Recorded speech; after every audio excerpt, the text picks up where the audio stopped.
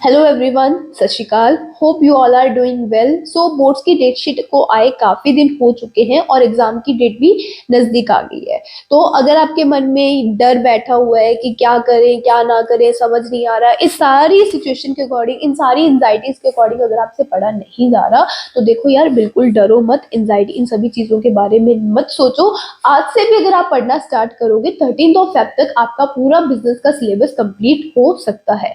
करना क्या है आपको, चाहे आपके पास कोई भी बुक है, एनसीईआरटी, पूनम गांधी, आर के सिंगला या कोई भी और बुक है बिजनेस स्टडीज की, सारी बुक्स में कॉन्सेप्ट ऑलमोस्ट क्लियर है। सारे कॉन्सेप्ट जो है वो सेम है।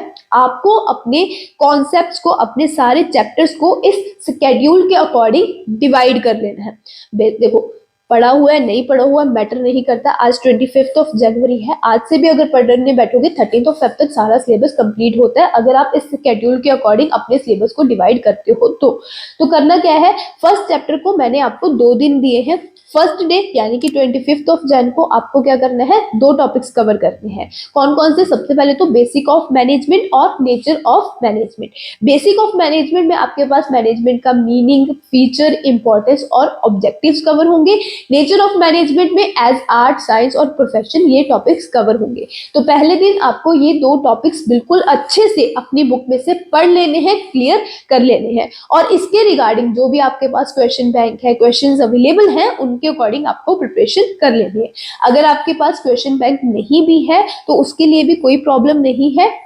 आर के सिंगला बुक के पीछे काफी अच्छा क्वेश्चन बैंक दिया हुआ है और उसकी रोज मॉर्निंग की लाइव क्लासेस में हम लोग प्रैक्टिस कर रहे हैं। तो उस मॉर्निंग की जो लाइव सेशंस होते हैं, उनकी डिस्क्रिप्शन में आपको सारे चैप्टर्स के क्वेश्चन आंसर्स की पीडीएफ मिल जाएगी। अपना चैप्टर प्रिपेयर करो। अगर आपके पास कोई क्वेश्चन बैंक है तो उसमें से उन चैप्टर के रिलेटेड जो भी टॉपिक आपने पढ़ा है, उस टॉपिक के रिलेटेड सारे क्वेश्चन आंसर्स प्रैक्टिस कर लो। क्वेश्चन आंसर्स किस तरह के आएंगे वो हमने एग्जाम पैटर्न वाली वीडियो में डिस्कस कर लिया था। कितने क्वेश्चंस आएंगे, कितने मार्क्स वाले, कितने क्वेश्चन आएंगे। 20 क्वेश्चन आएंगे 1-1 मार्क्स वाले, 4 क्वेश्चन आएंगे 3 मार्क्स वाले, 6 क्वेश्चन आएंगे 4 मार्क्स वाले और 4 क्वेश्चन आएंगे 6 मार्क्स वाले। और किस तरह के क्वेश्चन आएंगे वो भी हम डिस्कस कर चुके हैं। तो आर के सिंगला बुक में क्यों रेफर कर रही हूँ, बेसिकली उस बुक में जिस तरह के आपको एग्जाम में क्वेश्चन मिलने वाले हैं, उस तरह से क्वेश्चन आंसर्स दिए हुए हैं। तो अगर आपके पास वो बुक है तो ओके है, वहां से आप प्रैक्टिस कर लो। नहीं भी है तो आपको हमारे लाइव सेशंस की डिस्क्रिप्शन बॉक्स में पीडीएफ अटैच मिल जाएगी, आप वहां से देख सकते हो। अपना टॉपिक पढ़ो, पीडीएफ से क्वेश्चन आंसर्स की प्रैक्टिस करो, देन लेक्चर लगाकर अपने आंसर्स मैच कर लो। तो इस तरह से अगर आप इस स्केड्यूल को फॉलो करके रोज एक एक जो टॉपिक्स स्केड्यूल में मेंशन किए हुए हैं उनको अगर फॉलो करके पढ़ते हो, तो 13 तक आप बिजनेस का सारा सिलेबस कंप्लीट कर सकते हो, चाहे आपने पहले बिजनेस को बिल्कुल भी नहीं पढ़ा हुआ फिर भी। लेकिन हाँ, एक चीज यहाँ पर आपको चाहिए, आपको शिद्दत से पढ़ना होगा। ऐसे नहीं है कि ऊपर ऊपर से पॉइंट देख लिए बस हो गया, नहीं। अगर पहले नहीं पढ़ा हुआ तो अच्छे से शिद्दत से आपको ये सारे टॉपिक्स कवर करने हैं 13 तक, विदाउट एनी डिले। मतलब कोई भी बीच में आपको एक दिन भी छोड़ना नहीं है, जैसे बोला गया है वैसे ही करना है। क्लियर हो गई? तो ये तो जो मैंने आपको स्केड्यूल बताया है वो एग्जाम से पहले जो हमारे मन में डर है, जिसकी वजह से हम गलती कर सकते हैं, कैसे तैयारी करें कैसे ना करें, उसके लिए आपको एक सॉल्यूशन दिया।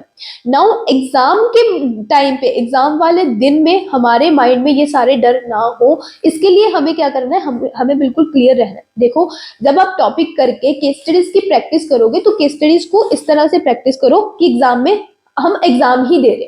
तो आपको करना क्या है, जो बड़ी बड़ी केस स्टडीज होती है या फिर कोई भी केस स्टडी का क्वेश्चन है, सबसे पहले तो उस केस स्टडी से हमें ढूंढना क्या है, क्या क्वेश्चन हमें पूछा गया है, वो चीज हमें पढ़ लेनी है। जैसे कि यहाँ पे ये जो केस स्टडी आ रही है, वहां से हमें पूछा गया है identify different stages of planning process.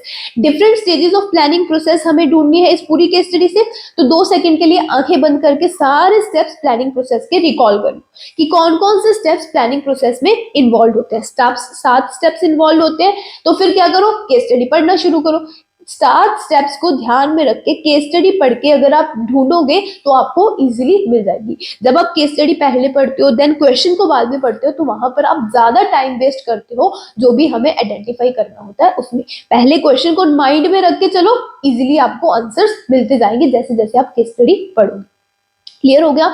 Next thing ये है कि आपको ये चीज ध्यान में रखनी है कि जब भी आपका एग्जाम होगा, आपके एग्जाम से 15 मिनट पहले आपको एग्जाम मिल जाएगा। तो वो 15 मिनट आपको वेस्ट नहीं करने हैं, उन 15 मिनट को आपको यूटिलाइज करना है। 15 मिनट में जब एग्जाम मिल रहा है तो क्वेश्चंस पढ़ के वेस्ट नहीं करना है। क्या करना है, सीधा जंप करना है 6 मार्क्स वाले क्वेश्चंस के ऊपर।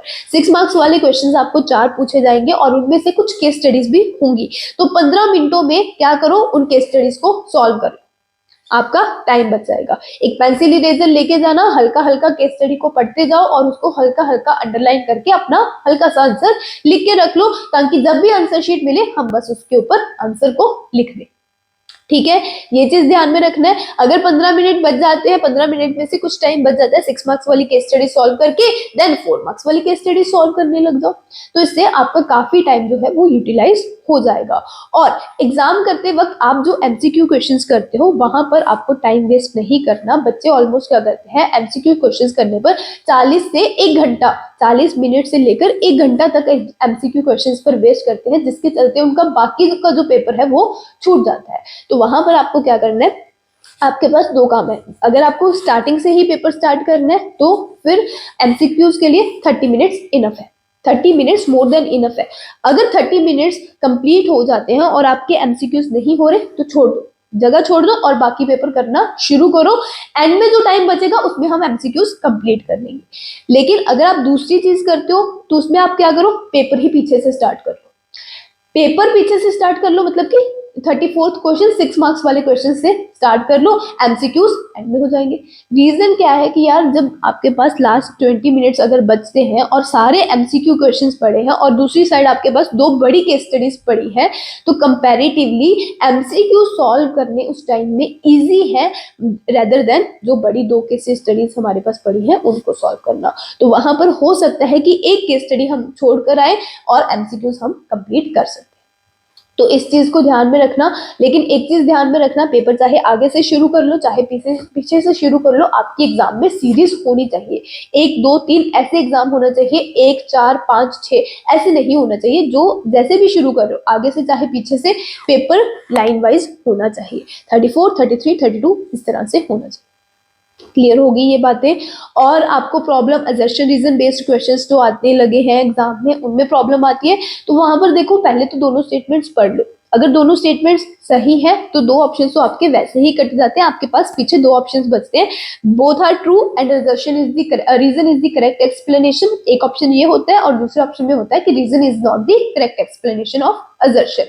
तो उन दोनों स्टेटमेंट्स को पढ़ के आपने दोनों के बीच में कनेक्टिविटी बिठाकर देखनी। जब assertion पढ़ा उसके बाद बिकॉज वर्ड ऐड करके रीजन की स्टेटमेंट पढ़ के देखो, अगर कोई कनेक्टिविटी बन रही है तो रीजन करेक्ट एक्सप्लेनेशन है, अगर कोई कनेक्टिविटी नहीं बन रही है तो रीजन करेक्ट एक्सप्लेनेशन नहीं है। हमने एक इंडिविजुअल वीडियो में assertion रीजन बेस्ड क्वेश्चन जो होते हैं चैप्टर में से, वो भी डिस्कस किए हुए हैं। उस वीडियो का लिंक भी आपको प्लेलिस्ट में मिल जाएगा। अगर आपको इस टाइप के क्वेश्चंस करने में दिक्कत आती है तो उस प्लेलिस्ट को देखकर assertion रीजन उस वीडियो को देखकर assertion रीजन वाले क्वेश्चंस को प्रैक्टिस करो, आपको दिक्कत नहीं आएगी।